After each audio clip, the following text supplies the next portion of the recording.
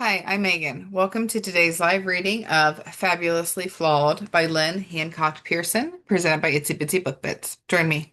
Chapter 1. A bottle of bubbly tucked into her tote bag, Sylvie Santiago all but skipped across the parking lot and up the stairs to her apartment.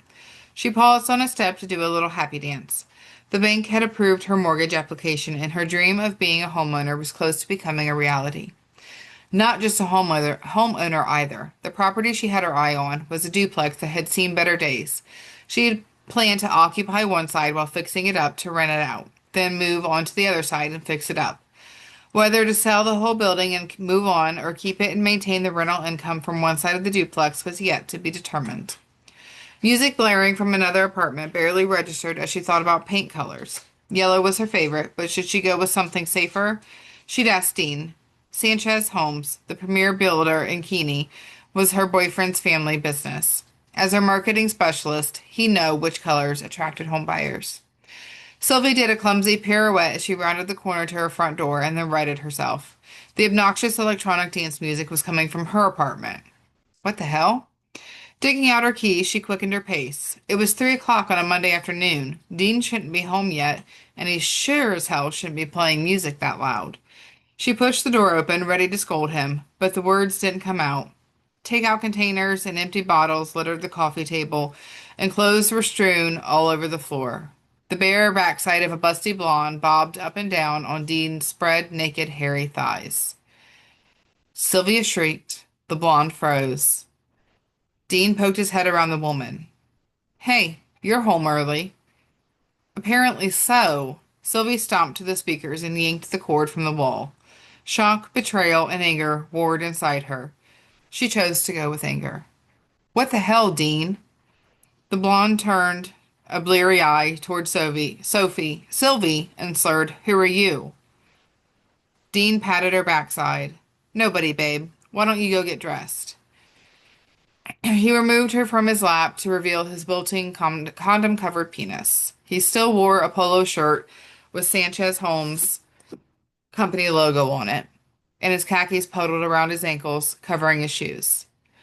The blonde picked up her scattered clothing, including a black lace bra and panty set that looked suspiciously like one Sylvie owned.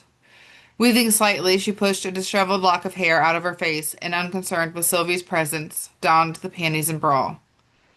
Why is she wearing my underwear? Sylvie demanded, watching the woman try to stuff her ample breasts into bra cups that were much too small for them. Dean shrugged and reached for a beer. You never wear it, so why not? He leered at the flesh jiggling over the lacy cups. Besides, it looks better on her. A weapon. She needed a weapon to scratch his eyes out and cut off his balls. The champagne bottle would have to do.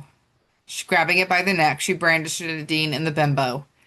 Out, she demanded. I want you out of my house. Chill, he replied. His lack of concern made her wonder if he was high on something. It's just sex. No, it's not just sex. Pointing to the bottle at the bimbo, she said, Get dressed and get out, and not in my clothes, but keep the underwear. I don't think I could look at it again. And Dean, I want you out. The lease is in my name. This is my apartment. I expect you and all of your crap to be gone by tomorrow morning. Tears blurred her vision as she stormed out of the apartment. She was halfway down the hallway when the music started up again. Chapter 2. Carl Ryder had been to the conference room in Keeney Building Supply, but had never sat down in the conference room, never twirled around in a leather chair at the huge table made from reclaimed wood, never peered through the window over the store's floor, watching shoppers stroll up the aisles and peruse products. KBS had undergone a few changes in the 3 years he'd been gone. The aisles were wider, and the signage above them employed images of products rather than words in English. The Need Help kiosk, where homeowners could ask about products or have home improvement questions answered, was bigger, now staffed by 3 Keeney Build students. It gave him a sense of satisfaction that he'd been involved from the beginning of the program, which provided vocational training for people who struggled to fit into the norm. Doing so, Carl Ryder felt godlike. That is, until Ollie clapped a meaty paw on his shoulder. So, the prodigal son has returned. Before Carl could do more than groan, he was whipped around and seized into a bone-crushing hug. Hello, sweetheart. Marcia Ortiz crooned in his ear. This place hasn't been the same without you. For the first time in what felt like a decade, Carl's shoulders fell.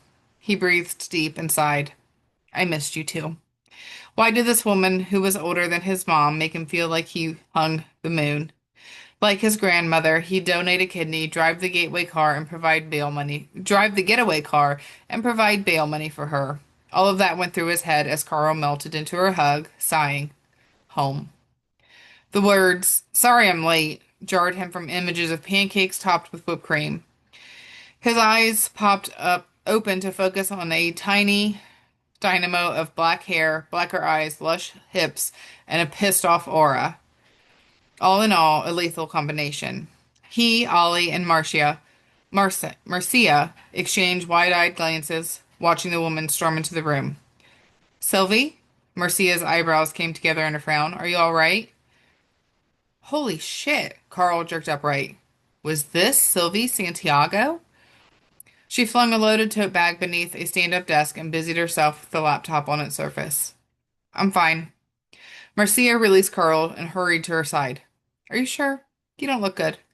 That was putting it mildly. His memory of Sylvie Santiago was of a woman who smiled big, laughed loud, and sailed through life with confidence. This Sylvie looked awful. Rumpled clothing that looked like it had been slept in, messy hair in a sloppy ponytail. She was white-faced and vibrating with tension. Sylvie pressed her lips together tightly. I'm fine, really, she snapped. If you say so, Marcia replied. Just, let me know if you need anything. She stood with one hand on the edge of the desk and waited. Sylvie stared stonily at her screen, ignoring her. Head down, Marcia fled the office. Ollie shot Sylvie a reproving look before following her. Carl stared at the doorway, then stared at the woman pounding on her keyboard. What the hell? That was rude and uncalled for. Black eyes scoured through him. Piss off, Carl. And Sylvie Santiago left the room the same way she entered. Well, shit. She stomped down the corridor searching for Marcia, the nicest, most generous woman she knew, and Sylvie had hurt her feelings. Ollie's small, cluttered office was empty and no one was in the break room or the bathroom. She clattered down the stairs and burst through the doors leading to the floor, knowing she had to make it right. Taking out her anger, hurt, and frustration on Marcia was wrong. Other than, I'm sorry, what was she going to say? The truth was too damn embarrassing, but after a sleepless night, she didn't have the bandwidth to come up with a plausible story.